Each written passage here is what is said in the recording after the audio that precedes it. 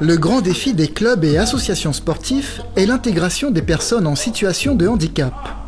C'est pour répondre à cette problématique que le comité régional Sport pour tous, avec le soutien de la CTG et de la DJSCS, propose une formation pensée pour les coachs sportifs afin de se familiariser avec un public souvent mis à l'écart par peur de l'inconnu. Pour cette première matinée, Jean-Michel, vétéran de l'animation sportive, se jette à l'eau et propose sa version de l'intégration des personnes handy dans sa séance, sous l'œil vigilant des observateurs. Le stress s'installe quand on reçoit une personne en situation de handicap. On découvre cette personne, elle vient avec son handicap, on est déstabilisé, donc mettre en place une séance avec cette personne qui pour nous devrait être valide, c'est un peu difficile. Mais quand on se rend compte, on apprend et cette personne est comme tout le monde en fait. C'est ça le problème, c'est que quand on voit une personne en situation de handicap, on a souvent tendance à la sécuriser, à la protéger. Et c'est pas du tout ça, il faut la prendre comme une personne valide et la coacher comme une personne lambda.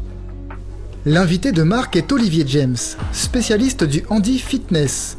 Il cumule les activités dont la formation de coach à l'univers handi.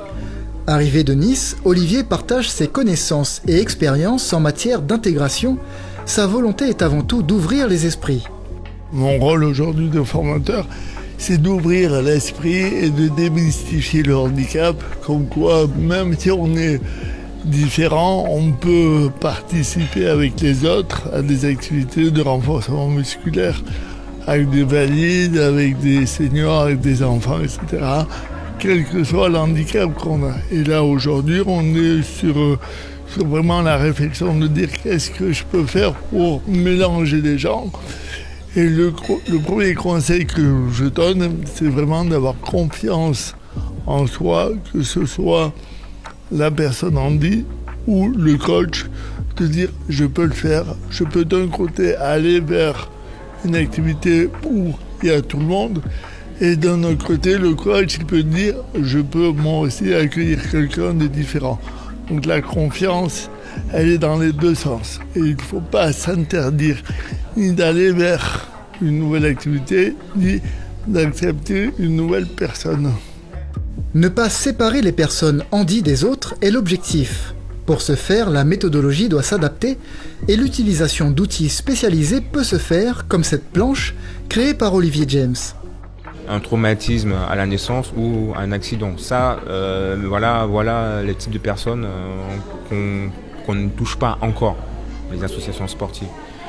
Donc l'idée, c'est de toucher ce type de personnes-là et leur proposer des activités en les intégrant dans nos séances classiques. Donc c'est sous forme d'inclusion. Donc public handicap et valide travaillent sur un même plateau, on va dire, technique.